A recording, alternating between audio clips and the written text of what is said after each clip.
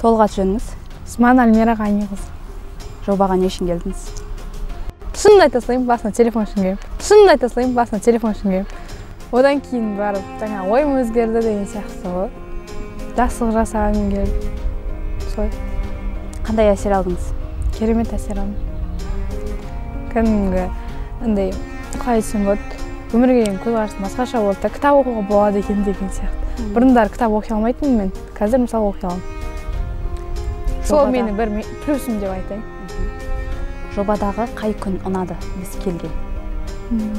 Ерекше. Бірінші күн. Танысу. Сол сәт. Жақсы. Егер сізге осындай жоба жасауға мүмкіндік берілсе, не жасар едіңіз? Жаңағы, мысалы мен осы жобада өзім кітап оқи алдым десем, сондай оқи алмаған балаларды сол сияқты құштарлықтарын ашатын ем деген. Жақсылық жасауға,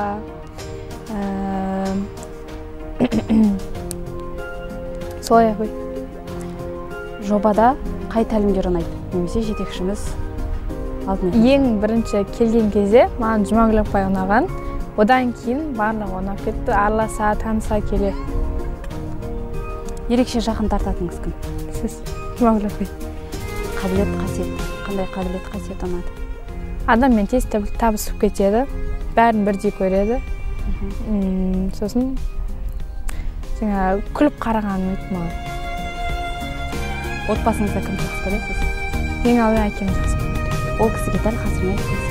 Мен сізді жақсы көремін. Жобаға деген қимастық бар ма? Бар. Өзіңізден кейінгі іні-сіңілдеріңізге не айтқыңыз келеді? Мүмкін емес деген нәрсе жоқ, барлығын көру керек. Жобаға деген тілегіңіз? Дами беріңіздер, осындай оқушыларды жаңағы жобаларыңыз үлкейе берсін. Сіздерге тек қана табысы жыл болсын деп тілеймін осы жыл. Көп оқушылардың осылай жақсылық жасап немесе осындай кітап оқуларына себепші бола беріңіздер. Жақсы, рахмет.